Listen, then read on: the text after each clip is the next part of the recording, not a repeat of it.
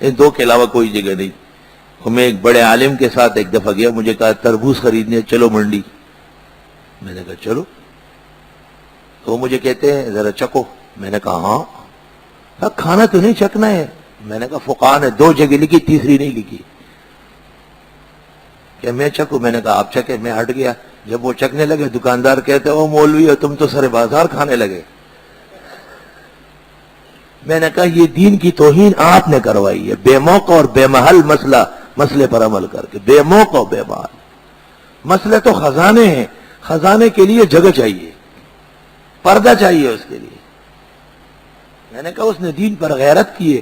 وہ جتنے بھی مجرم اور گناہگار ہیں لیکن ہم سے اچھی توقع رکھتا ہے کہ یہ ہمارے صف اول کے لوگ ہیں, ہمارے دینی رہنما ہیں, سرمایہ ہیں, ان کو تو بالکل صحیح ہونا ہے.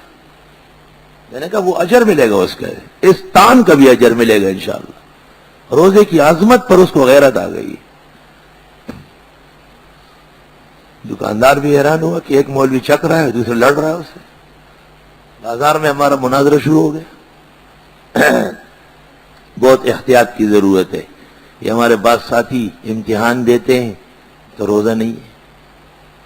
کوئی بڑے دفتر میں کام کرتے ہیں, بہت زیادہ روزہ نہیں ہے. انا للہ و انا, روزہ اتنا کمزور ہے.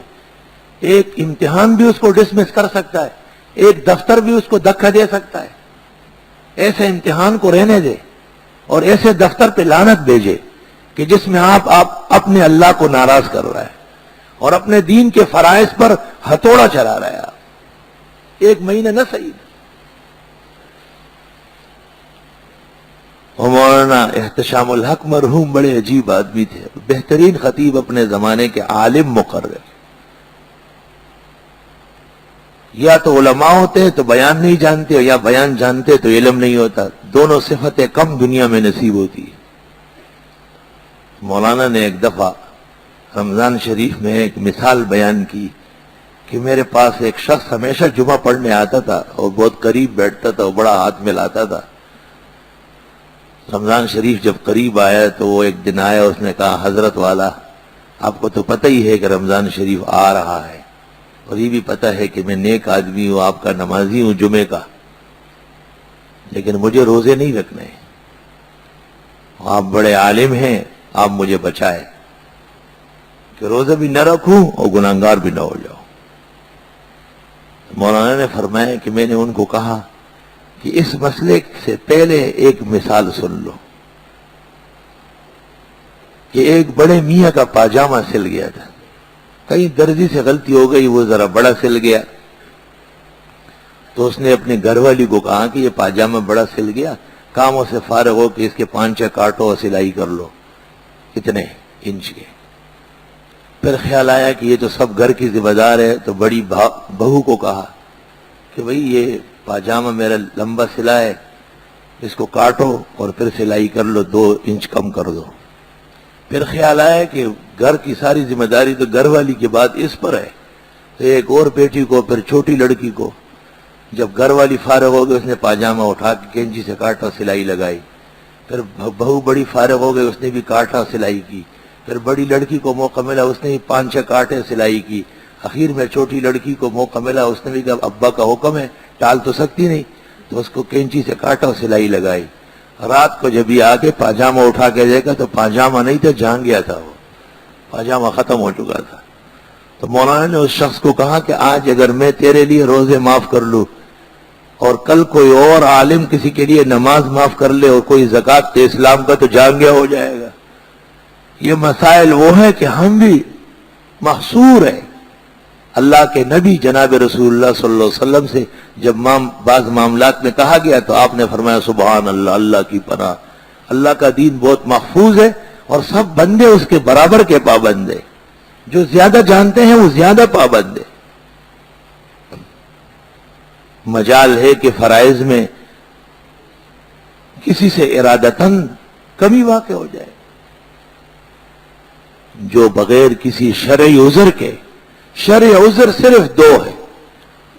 ایک بیماری جس سے مرض بڑھنے کا اندیشہ ہو روزے میں, یا موت کا اندیشہ ہو, اور یا ایسا سفر کہ جس میں روزہ رکھنا دشوار ہو, نہ سحری نہ افطاری نہ کچھ ہو سکتا ہے.